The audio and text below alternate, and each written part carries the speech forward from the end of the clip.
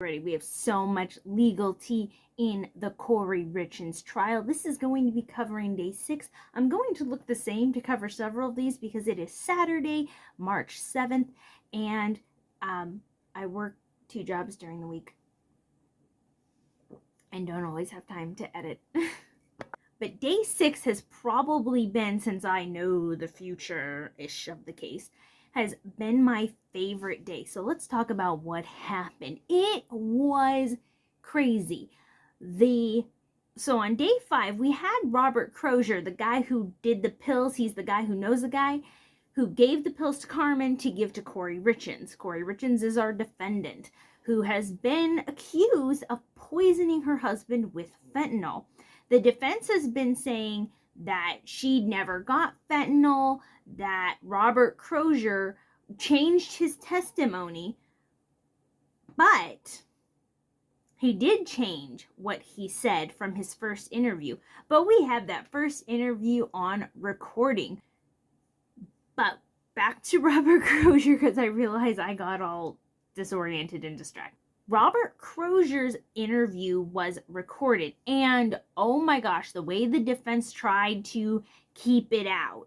Now, of course, they argued this without the jury in front of them, but there were already motions in limine about this. It tends to be a pattern with this defense. However, we got to see it anyway. And Robert Crozier on day 5 in court testimony, he says that he doesn't even remember what happened in that first interview. He was detoxing still. He was so out of it. He doesn't know what he was saying, blah, blah, blah.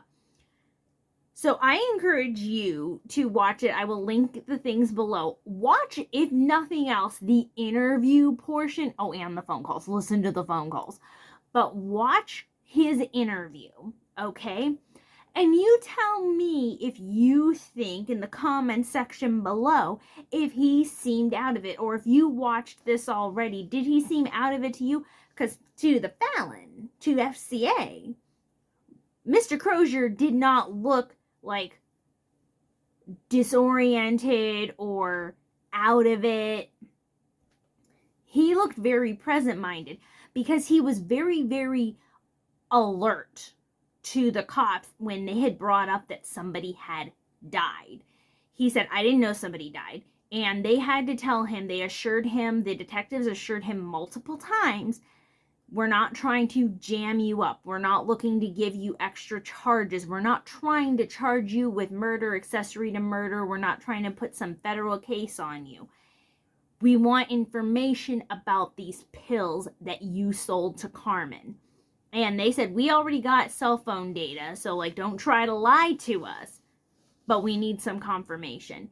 And they asked him, what did she ask for when she got a hold of you? He said she wanted pills. But what did she ask for? How did she ask for them?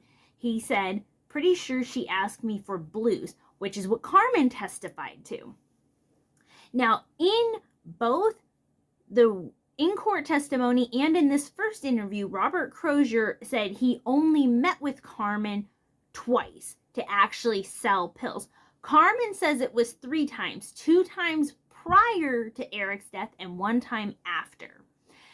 And Robert, in the recorded interview, had said that he met up with her that he tried to get a hold of her a couple times after that, where Crozier, reached out to Carmen and asked if she needed some more stuff. And he said that he remembered her. He goes, because if somebody's willing to drop, $500-600 cash down. And so, and he said, and he was very clear about, when I sell about 20-30 pills, somebody's willing to throw down $600 for that. I want to deal with them again. And he said, Maverick and Draper, all of that stuff. And when he was asked what he gave her, he said, I'm pretty sure she asked for blues. And the cop was like, you didn't sell her Roxy's or thought it was M30s and she thought she was getting something else. And he said, no, she knew what she was buying. And he goes, so she knew that there were fentanyl in those pills? And in the original interview, the recorded one, Crozier said, yeah, She got what she asked for. She knew what she was buying. For someone who was so out of it, he couldn't even remember the interview. He didn't know what he said. He made sure to say, like, you're not going to backdoor me on this, right? Like, I'm not catching a case here. He goes, because I didn't know anybody died. I didn't try to kill anybody. And the officer said multiple times, like we said, we just need to verify some information. We need to know what they said. And he had even pointed out, Crozier had said, those told you my name with this guy dying, huh? And the detective said, no, we got information from cell phones, and then we went to Nicole and Carmen first, and now we're confirming with you. We already had the information from cell phone data. Medical examiner, he had retired in 2024, and he said that he was not the person who signed the death certificate, but he was a part of it. He was the lead medical examiner at the office at that time. And there was a phone call. Almost all of the phone calls that we have throughout this trial are from Kouri herself recording them. She had 2 recovered iPhones, and she had deleted a ton of stuff off of them, but they were still able to retrieve things from other sources.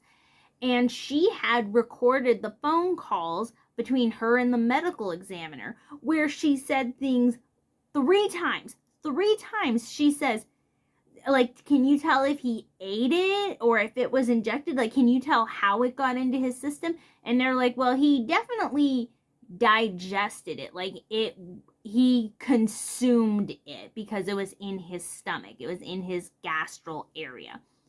And she was like, what's this thing says, what is this norfentanyl? And we already learned that acetylfentanyl and norfentanyl are byproducts from fentanyl, and acetylfentanyl specifically, and the other medical examiner told her that that's illicit. It's a street drug. It doesn't show up in medical grade. So this wasn't a prescription.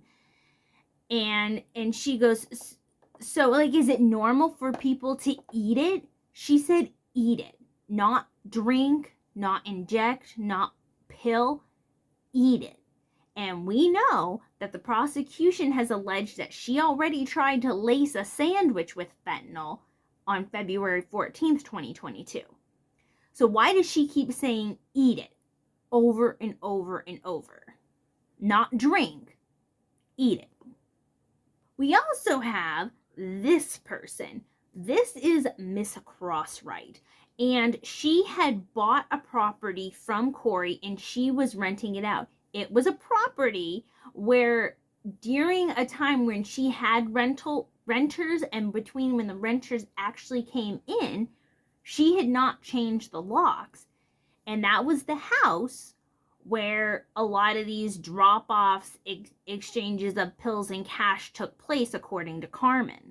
This particular witness caused a bit of a kerfuffle because one of the jurors had said, they had sent a note to the judge saying, hey, I had some business dealings with that witness. Like, I recognized their face. They didn't recognize the name. They knew the face. And when they saw her take the stand, they were like, oh no. Mrs. Crosswright did work for this juror's work. We don't know what juror. We don't know anything about the jurors. But the juror had said that she came to their job and did work for this juror's company. But then we got the good stuff. We got the good goods. This is where we're going to confirm if Carmen or Robert Crozier was lying, because we got tech data. This is our tech data guy, and he had some amazing visuals that he put up. I'm going to put them up here as I talk to them.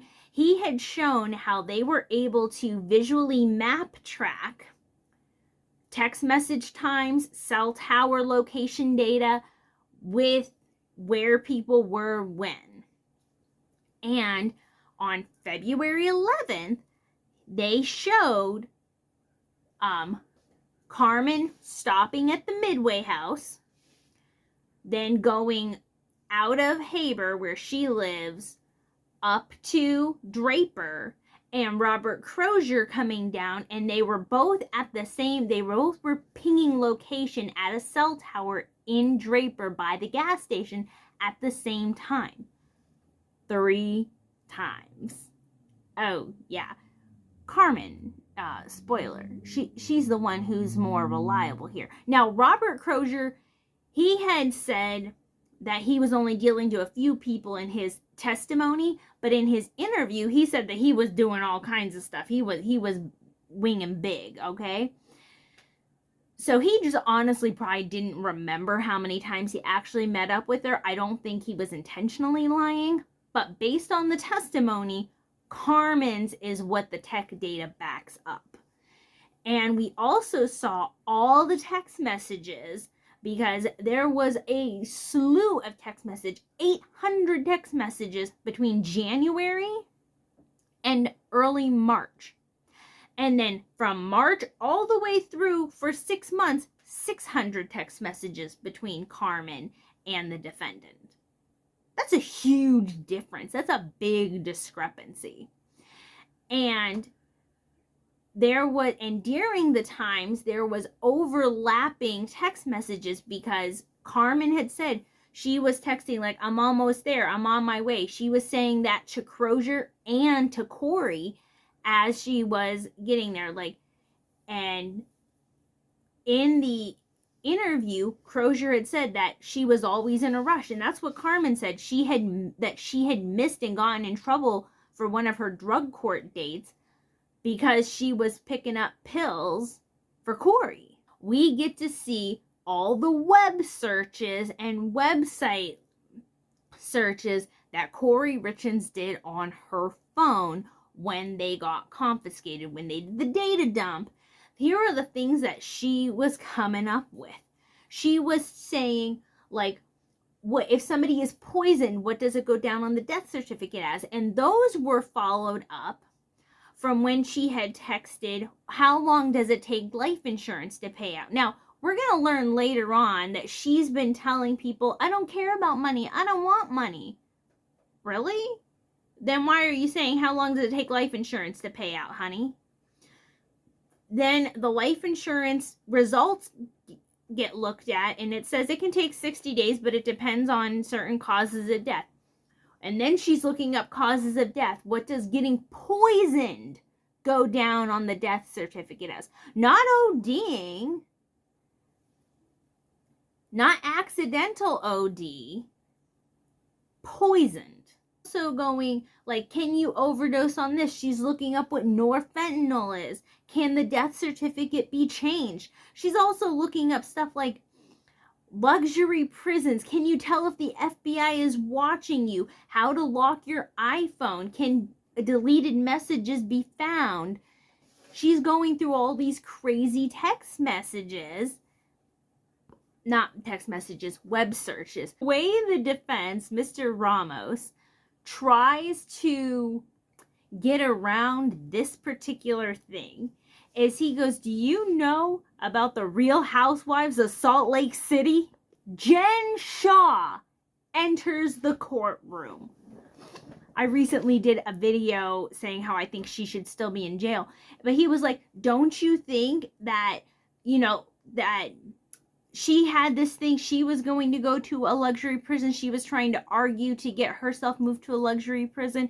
We don't know why Kouri was searching these, but with that happening, she could have just been getting, Ramos is trying to argue that Kouri was looking up Real Housewives of Salt Lake City tea, and that's why that particular search came up. Searches, they just are so sus, and all of the tech data coming through, I don't think it's making Kouri look good. Let's pop into day 7.